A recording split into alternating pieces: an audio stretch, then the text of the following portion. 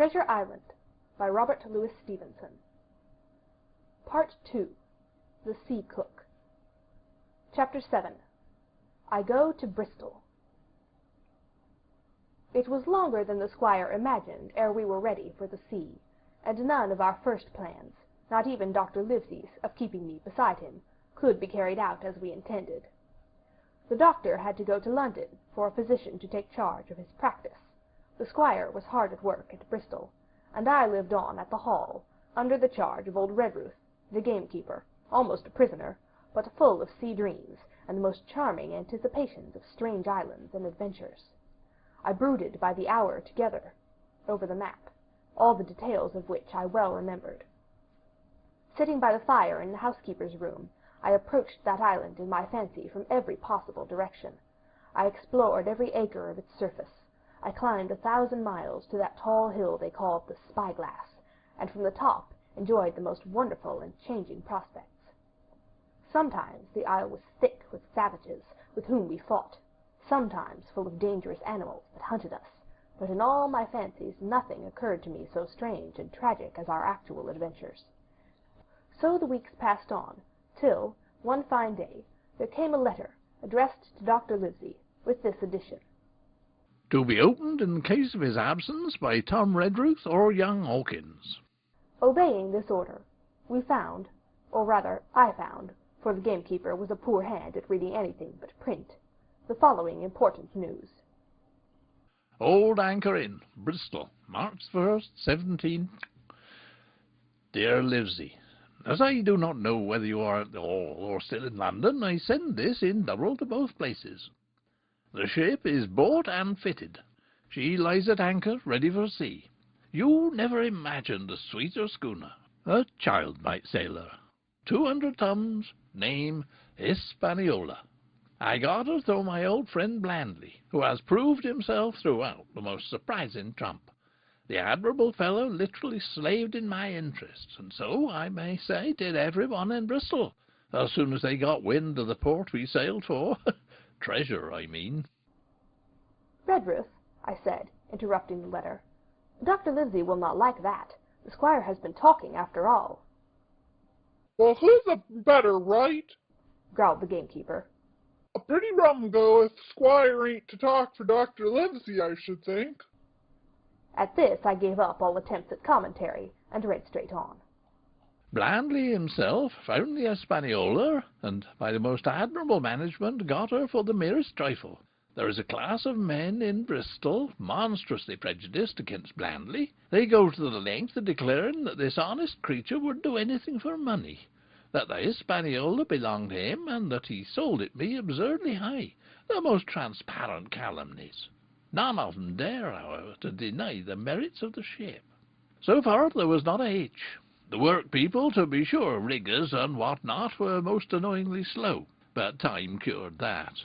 It was the crew that troubled me.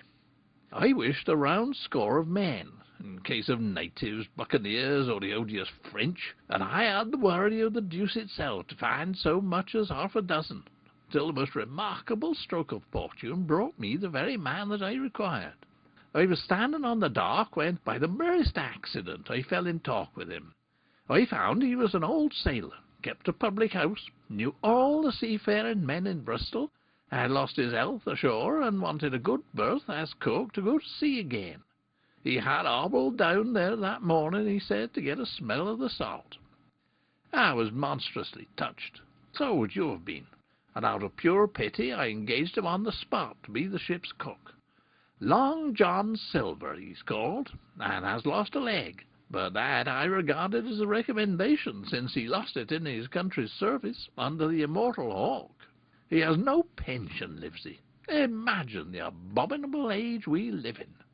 Well, sir, I thought I had only found a cook, but it was a crew that I had discovered. Between Silver and myself we got together in a few days a company of the toughest old salts imaginable. Not pretty to look at, but fellows by their faces of the most indomitable spirit. I declare we could fight a frigate. Long John even got rid of 2 out of the 6 or 7 I had already engaged. He showed me in a moment that they were just the sort of fresh-water swabs we had to fear in an adventure of importance. I am in the most magnificent health and spirits, eating like a bull, sleeping like a tree, yet I shall not enjoy a moment till I hear my old tarpaulins tramping round the capstan. See what ho! Hang the treasure, it's the glory of the sea that has turned my head. So now, Livesey, come post, do not lose an hour if you respect me. Let young Hawkins go at once to see his mother, with Redruth for a guard, and then both come full speed to Bristol. John Trelawney. Postscript. I did not tell you that Blandley, who, by the way, is to send a consort after us if we don't turn up by the end of August, had found an admirable fellow for the sailing master. A stiff man, which I regret, but in all other respects a treasure. Long John Silver unearthed a very competent man for a mate, man named Arrow. I have a boatswain who pipes, Livesey, so things shall go man-of-war fashion on board the good ship Hispaniola. I forgot to tell you that Silver is a man of substance. I know of my own knowledge that he has a banker's account which has never been overdrawn. He leaves his wife to manage the inn, and as she is a woman of colour, a pair of old bachelors like you and I may be excused for guessing that it is the wife, quite as much as the health, that sends him back to roving. J.T. P.P.S. Hawkins may stay one night with his mother. J.T. You can fancy the excitement into which that letter put me. I was half beside myself with glee, and if ever I despised a man, it was old Tom Redruth, who could do nothing but grumble and lament. Any of the under gamekeepers would gladly have changed places with him, but such was not the squire's pleasure, and the squire's pleasure was like law among them all. Nobody but old Redruth would have dared so much as even to grumble. The next morning he and I set out on foot for the Admiral Benbow, and there I found my mother in good health and spirits. The captain, who had so long been a cause of so much discomfort, was gone where the wicked cease from troubling. The squire had had everything repaired, and the public rooms and the sign repainted, and had added some furniture, above all a beautiful armchair for mother in the bar. He had found her a boy as an apprentice also, so that she should not want help while I was gone. It was on seeing that boy that I understood, for the first time, my situation. I had thought, up to that moment, of the adventures before me, not at all of the home that I was leaving, and now, at sight of this clumsy stranger, who was to stay here in my place beside my mother, I had my first attack of tears. I am afraid I led that boy a dog's life, for as he was new to the work, I had 100 opportunities of setting him right and putting him down, and I was not slow to profit by them. The night passed, and the next day, after dinner, Redruth and I were afoot again and on the road. I said good-bye to mother and the cove where I had lived since I was born, and the dear old Admiral Benbow, since he was repainted, no longer quite so dear. One of my last thoughts was of the captain, who had so often strode along the beach with his cocked hat, his saber-cut cheek, and his old brass telescope. Next moment we had turned the corner, and my home was out of sight. The mail picked us up about dusk at the Royal George on the Heath.